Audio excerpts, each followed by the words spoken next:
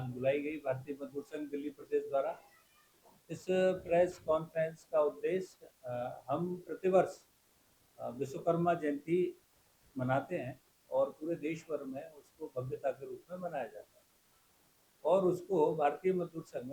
राष्ट्रीय श्रम दिवस के रूप में भी मनाता है और पूरे देश भर में कई प्रांतों ने उसे राष्ट्रीय श्रम दिवस घोषित भी किया है। इसी प्रकार से इस वर्ष भी हम इस कार्यक्रम को मना रहे हैं, लेकिन ज़्यादातर ये कार्यक्रम हॉलों में होते हैं। बरसात का समय रहता है, 17 सितंबर की बात रहती है, लेकिन पूर्व में भी दिल्ली के कनॉट प्लेस सेंट्रल पार्क में भी ये कार्यक्रम किया गया है। तो ऐसे ही इस कार्यक्रम को करने का एक निर्णय प्रदेश कार्य समिति ने लिया कि इसे जंतर मंतर पर ये कार्यक्रम किया जाए, क्योंकि भारतीय मजदूर संघ 70 वर्ष अपने पूरे कर रहा है और 70 वर्ष पूर्ण करने पर भारतीय मजदूर संघ की रीति नीति क्या है और 70 वर्ष में आज वो प्रथम क्रमांक का संगठन है और भारतीय मजदूर संघ 1 मई न मना के 17 सितंबर को राष्ट्रीय श्रम दिवस के रूप में मनाता है।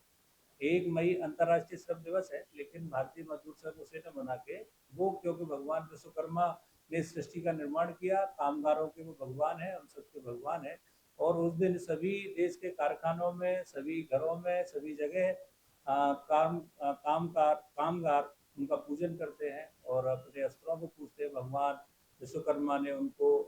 उसे बनाया, जिसके कारण से आज उनका रोजगार चलता है, काम चलता है, आजीविका चलती है। इसी क्रम में हम लोग अब भारतीय मजदूर संघ दिल्ली प्रांत की जितनी भी यूनियन है, यूनियनों के प्रमुख, संगठित क्षेत्र और असंगठित क्षेत्र की जो यूनियन प्रमुख हैं, वो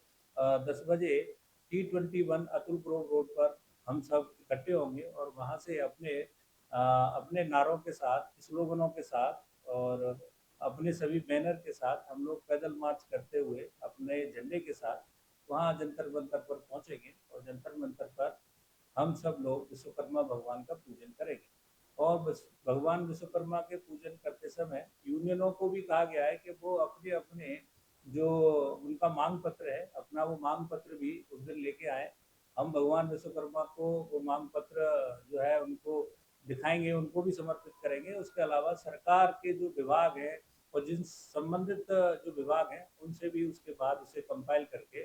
चाहे भारत सरकार हो, चाहे वो दिल्ली सरकार हो, चाहे वो दिल्ली नगर निगम हो, चाहे नई दिल्ली नगर पालिका परिषद हो, चाहे वो छावनी हो, इस प्रकार कई प्रकार की सरकारें अब काम करती है। सभी सरकारों के बीच में जाके और उद्योगों में,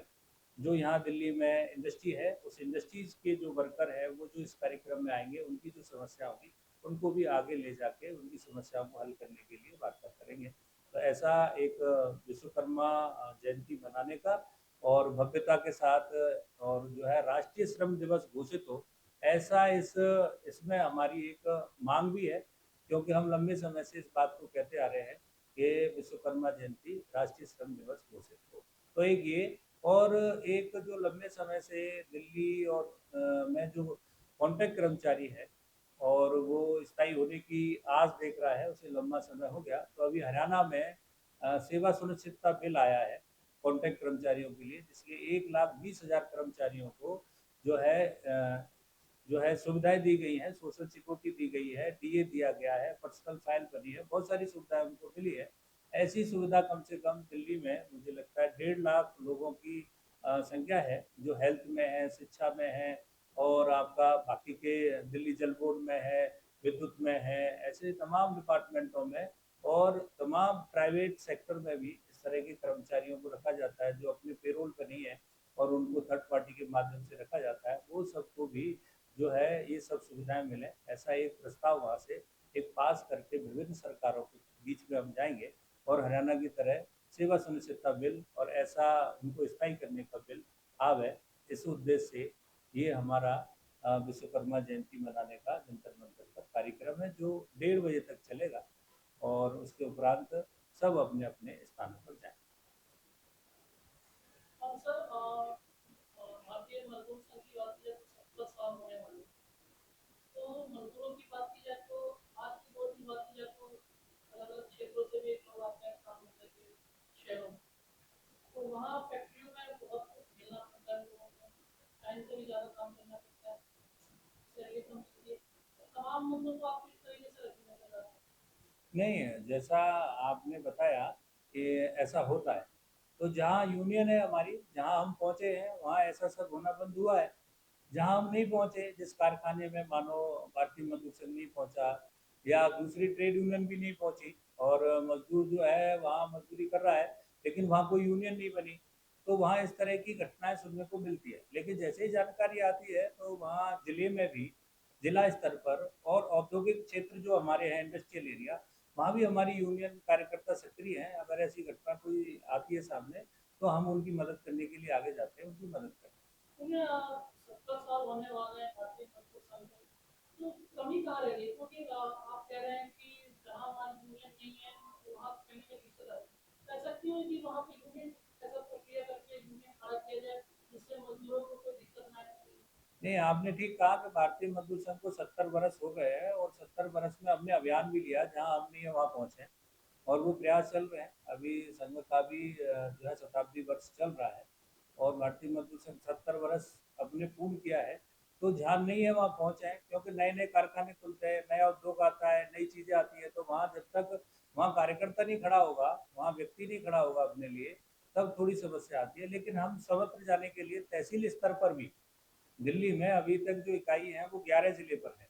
और इंडस्ट्रीज में हमारे लोग हैं, लेकिन आगे नीचे तक इकाई ले जाना जिससे उनकी बात उन तक बीएमएस तक पहुंच सके, ऐसी 33 इकाइयां हम खड़ी कर रहे हैं दिल्ली में, जो वहाँ इस क्षेत्र में जाके ऐसी समस्याओं को देखते हुए हल करेंगे। मजदूरों की बात की जाए तो आपने कुछ कानून के तहत सरकार के पास रखा है कि कोई ऐसा प्रावधान किया जाए जिससे मजदूरों को उनका हक मिल सके, ऐसा कुछ? नहीं, बहुत सारे अभी आप देख रहे हैं दिल्ली सरकार में हमारे प्रस्ताव के कारण से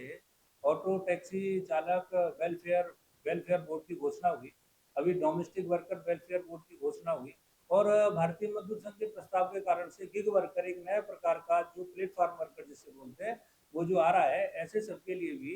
गिग जो है गिग वर्कर वेलफेयर बोर्ड की भी स्थापना की घोषणा हुई दिल्ली सरकार की ओर से। अभी उनका हम सब मिलके उसके कानून कैसे होंगे, कैसे उनको हम वेलफेयर कर पाएंगे, उस गति में जा रहे हैं। और प्रवासी मजदूर वेलफेयर बोर्ड बने, ये भारतीय मजदूर संघ की बहुत पहले से मांग है और मुझे लगता है जो आने वाले लोग जो सीजनल में आते हैं, कुछ दिन काम करते चले जाते हैं, तो उनके जो बेनिफिट है, उनका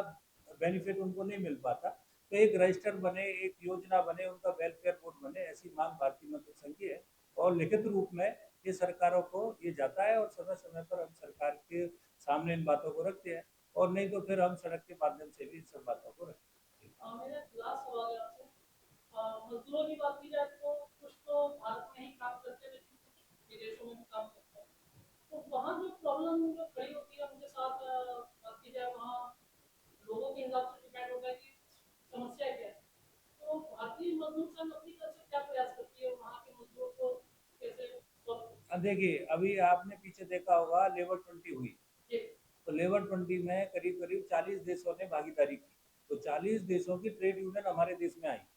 और 40 देशों के श्रम मंत्री आए और 40 देशों के जो आपके बिजनेस 20 के नाते से जितने व्यापारी मंत्री, जो वित्त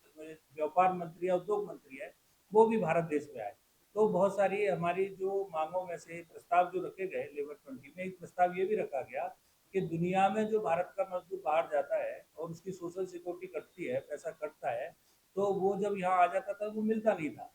तो पोर्टेबिलिटी,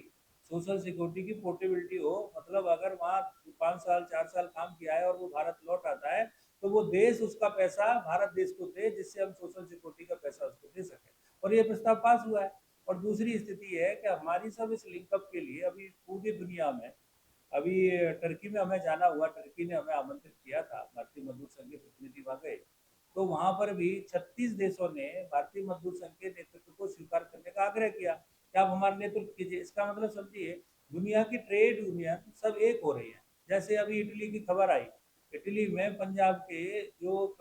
है मजदूर था, जो मजदूरी करने जाते पंजाब के लोग इटली में, उनका हाथ कट गया और ब्लीडिंग हो गई, और वहाँ जो मालिक था उसने दिखाया नहीं, उसको दिखाया नहीं, धीरे से एक कमरे में बंद कर दिया। ये जानकारी में आया, वहाँ इटली की यूनियन ने कहा एक भारतीय मजदूर के साथ ऐसा हुआ है, तो अपने यहाँ से जो प्रतिनिधि थे,